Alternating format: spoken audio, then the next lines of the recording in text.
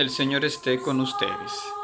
Bienvenidos a este cuarto encuentro que se refiere a la doctrina de la creación en la fe de la Iglesia.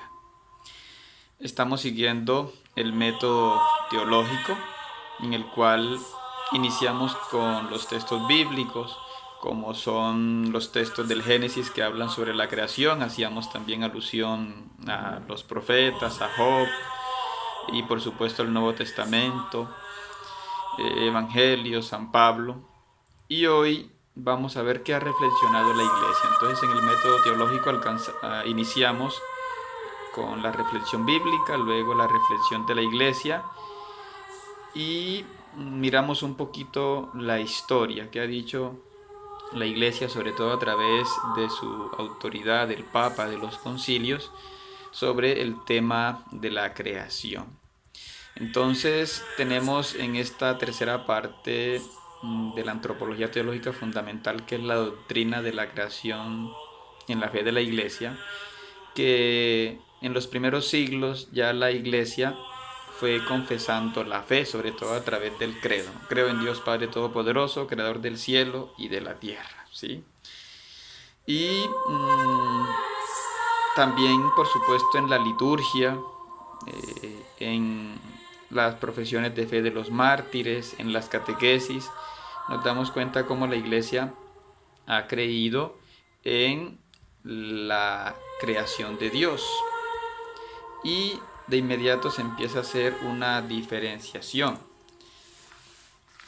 Hay unos conceptos que pueden ser confusos, ¿no? Está la emanación que usaban los gnósticos y en fin, ellos parecían un poco cristianos, pero decían que éramos como un soplo de Dios. Obviamente se referían sobre todo al alma, porque ellos eran dualistas. Entonces los primeros padres de la iglesia ya rechazaron la emanación, el dualismo y el gnosticismo.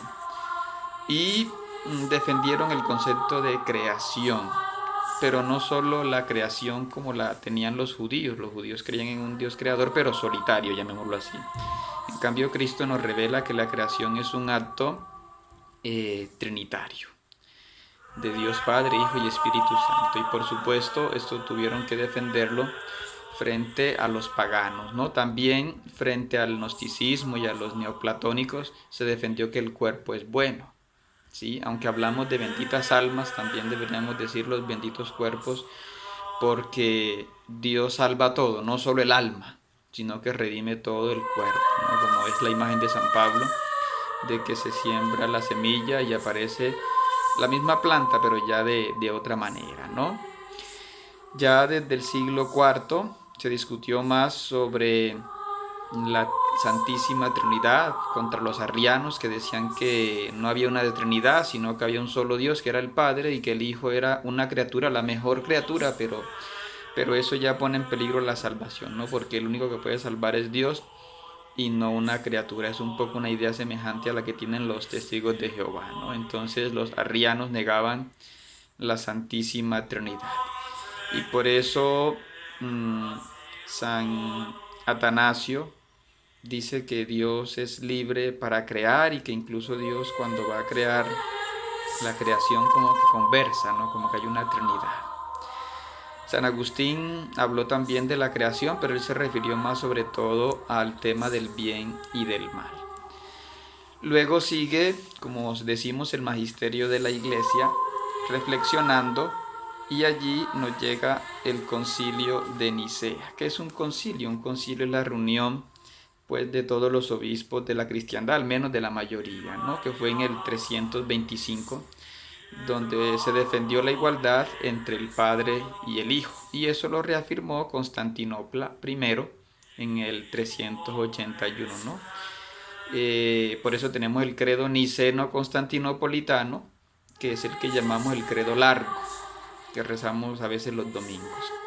Hay dos concilios interesantes, que son el de Toledo en España en el año 400 y el de Braga, que es en Portugal, en el año 563, que condenaron las ideas de un sacerdote llamado Prisciliano. ¿Qué decía él? Que era distinto el Dios del Antiguo Testamento al del Nuevo Testamento, que los ángeles venían de una sustancia divina, esa idea de la emanación. Por eso también la iglesia rechazó esa idea de Prisciliano, ¿no? Y de que las almas pecaron en el cielo, bueno, otras ideas muy extrañas. Y además decían de que el diablo era el que provocaba los truenos, los rayos, las sequías. A veces esa idea la tenemos, ¿no? Incluso en algunas religiones, pero no. Ya la iglesia distingue entre tres clases de males, ¿no? El mal moral, que es el pecado, lo que cometemos los seres humanos. El mal físico, que son nuestras deficiencias. Los seres humanos no podemos volar. Sí, los seres humanos nos enfermamos, morimos. Ese es otro mal. Y hay un mal espiritual, personal, que es el diablo, ¿no? Entonces son tres clases de males que distingue la iglesia, sobre todo a través de esta reflexión, como digo, de los concilios. Otro concilio importante sobre este tema de la creación fue el de Constantinopla II en el año 553, que habla de la creación como obra trinitaria. Lo hace explícito, antes se entendía, pero ahora se hace más explícito, ¿no? El cuarto concilio de Letrán en 1215, que rechaza el dualismo, lo que habíamos dicho antes con los gnósticos, pero ahora también lo estaban diciendo unos herejes llamados albigenses. Y habla aquí también de la creación de los ángeles, que más adelante explicaremos un poco esto, y la creación pues también del diablo, ¿no? Y Florencia y el Vaticano I, que critican el materialismo, critican el fideísmo. ¿Qué es el fideísmo? Esa idea de que Dios no se interesa por nosotros. Sí, yo sé que existe Dios, pero Él está por allá despreocupado, en cambio yo tengo acá mis problemas, ¿no? Entonces esa idea también la rechaza el Concilio Vaticano I. Rechaza también la idea del panteísmo, ¿no? De que todo es Dios, de que no puedo ni tocar un árbol porque es Dios, ¿no? El árbol sí lo podemos usar, eh, la vaca la podemos comer, sí, porque, en fin, sirve para nosotros como alimento, ¿no? Pasamos a un cuarto tema, que es la reflexión teológica. ¿Qué significa entonces la creación? ¿No? Tenemos que la creación es un acto libre, amoroso de Dios. ¿Y para qué crea Dios al mundo? Lo crea para manifestar su gloria. No es que Dios necesitara crear el mundo. Por eso el Sínodo de Sens, en Francia, en 1140, condenó la idea de Abelardo de que Dios estaba obligado a crear el mundo. No, Dios no está obligado. O la idea de Wycliffe en el Concilio de Constanza fue condenada, esa idea de que Dios crea el mundo por necesidad, ¿sí? Y no, aquí reconocemos que Dios es autónomo para crear, ¿sí? Entonces Dios sigue además conservando la creación, como dice pues en el Salmo 104 y en Job, ¿no? Porque Dios es el Todopoderoso, el Pantocrátor, como decimos, ¿no?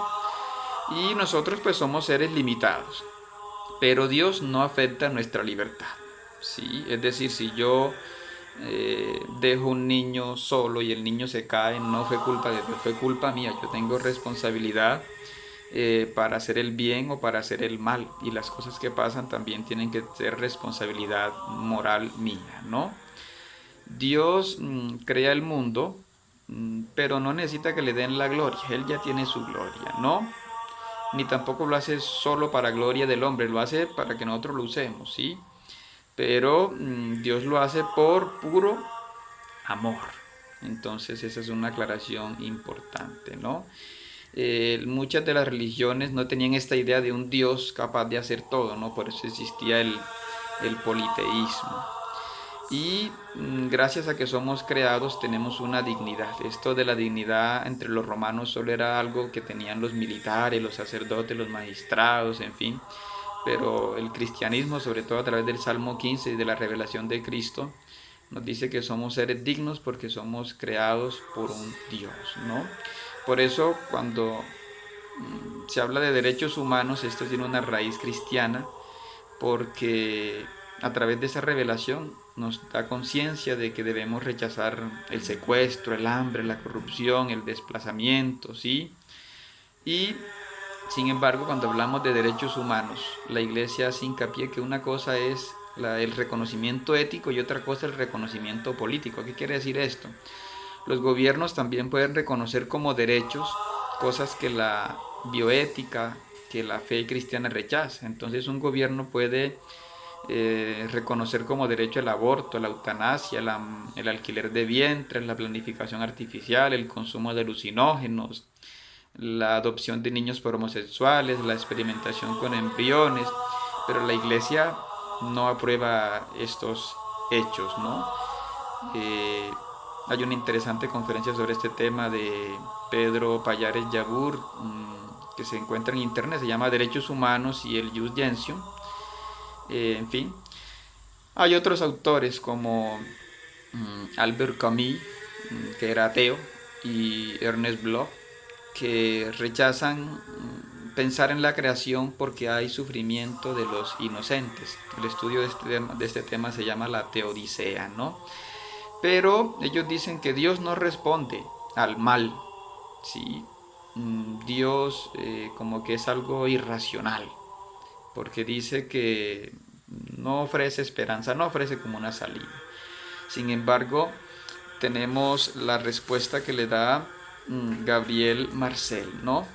Gabriel Marcel responde a Albert Camus y a Ernest Bloch diciéndoles que para hablar del bien y para hablar del mal no puede hablarse de ellos sin hablar de Dios, y por eso Ernest Gabriel Marcel dice que para entender esto hay que buscar el misterio pascual, hay que entender el sufrimiento de Cristo en la cruz para poder así entender el sufrimiento, el dolor y poder entender la salvación que ha sido revelada por Dios.